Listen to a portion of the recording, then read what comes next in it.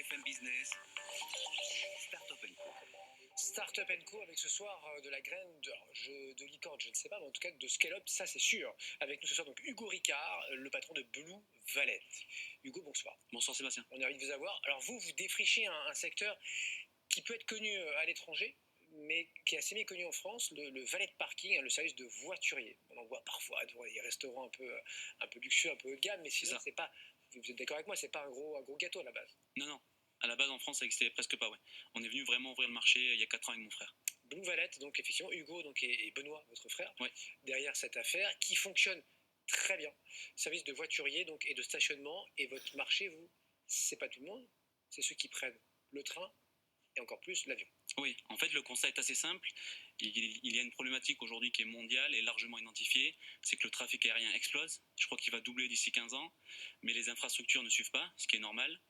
Donc les parkings notamment sont saturés, ce qui est dramatique parce que vous allez avec votre véhicule à l'aéroport, vous ne trouvez pas de place, c'est très stressant et potentiellement vous ratez l'avion derrière. Et comme les parkings sont saturés et les tarifs sont élevés, l'offre de services proposée est quasi inexistante et la sécurité est très limitée. Charles de Gaulle, on paye combien là, pour laisser je sais pas, deux jours sa voiture? 2 jours vous payez 40 €, 3 jours 50, 7 jours vous payez 80 €. On est en moyenne 20% moins cher qu'un parking, qu'un VTC, qu'un taxi. On considère vraiment comme concurrent tous les acteurs pour se rendre à l'aéroport.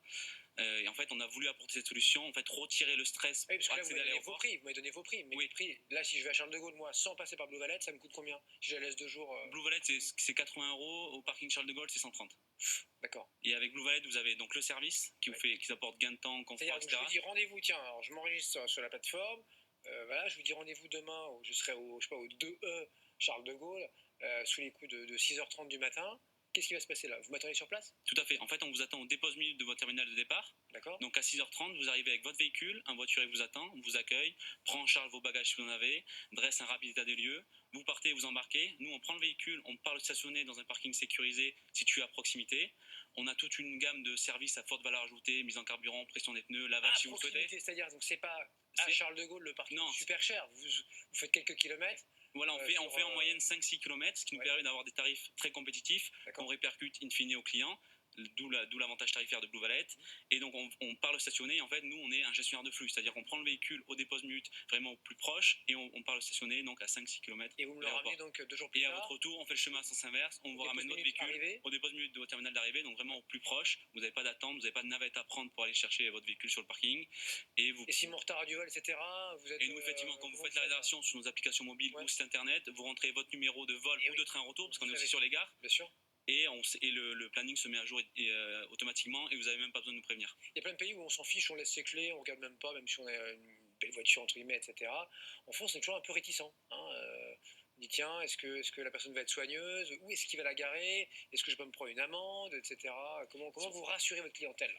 Et c'est pour ça que l'enjeu de Blue Valette, c'est vraiment la première fois. Donc nous, on a construit notre offre marketing sur la confiance de Blue Valette. La première fois, il faut essayer Blue Valette. On communique vraiment sur la sécurité de nos parcs, qui sont vidéosurveillés, mis sous alarme, etc.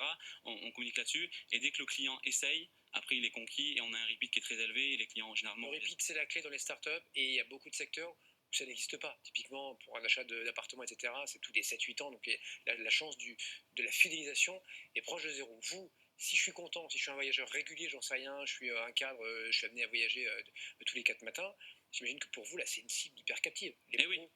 Et c'est pour ça qu'on a levé en novembre 2018 6 millions d'euros. Ouais. On avait 3 objectifs. L'expansion européenne. On est aujourd'hui présent sur 3 pays, France, Belgique, Espagne. On ouvre le 29 juillet le Portugal et d'ici la fin de l'année l'Italie. Puis après Pays-Bas, UK, etc. Et on avait la deuxième objectif, c'était vraiment le B2B. Parce que le B2B, quand on va voir la direction des achats et qu'on leur dit vous allez économiser 20-30% sur le spend parking, plus vous offrez l'assurance du véhicule, le service voiturier à vos collaborateurs, c'est énorme. Et le troisième objectif, c'est vraiment la tech. On investit sur la tech pour fixer une barrière d'entrée pour la concurrence et pour vraiment fluidifier tous les process opérationnels. Donc combien de sites vous êtes aujourd'hui et voilà, combien non, allez-y déjà. Ouais, non, mais aujourd'hui on est répartis dans 3 pays. Donc le 29 juillet 4. Combien de sites? On a 30 sites au total et 12 villes. Ça marche? Ça marche super bien, ouais. On prévoit un atterrissage 2019 à 10 millions d'euros. 10 millions d'euros de chiffre d'affaires? De chiffre d'affaires, oui. On n'est pas une marketplace, nous c'est le chiffre d'affaires qu'on enregistre en direct.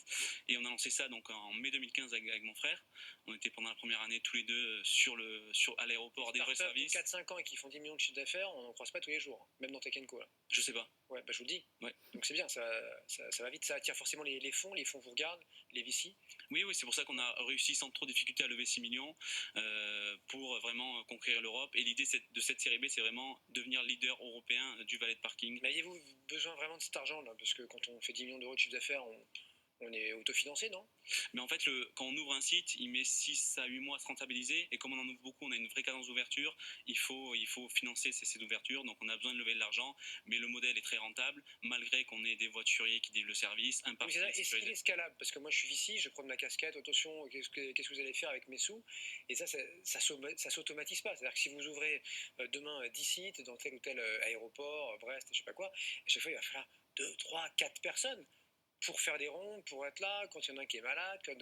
En fait, la première chose, c'est que le modèle est réplicable, parce que dans tous les pays d'Europe, il y a des aéroports, des gares. Dans chaque gare, chaque aéroport, il y a des parkings qui sont saturés avec des tarifs accès exorbitants. Donc nous, notre offre, un bon pricing a du sens. Et le modèle est réplicable parce qu'avec la tech, on arrive à fluidifier les process. Donc quand aujourd'hui, un voiturier va délivrer 3 commandes à l'heure, demain, avec la tech, il va en délivrer 5. On rapproche les parkings. Voilà, on s'améliore tous les jours pour fluidifier le process et rendre le modèle scalable. Et c'est bien sûr ce qui séduit les investisseurs. Ça demeure à...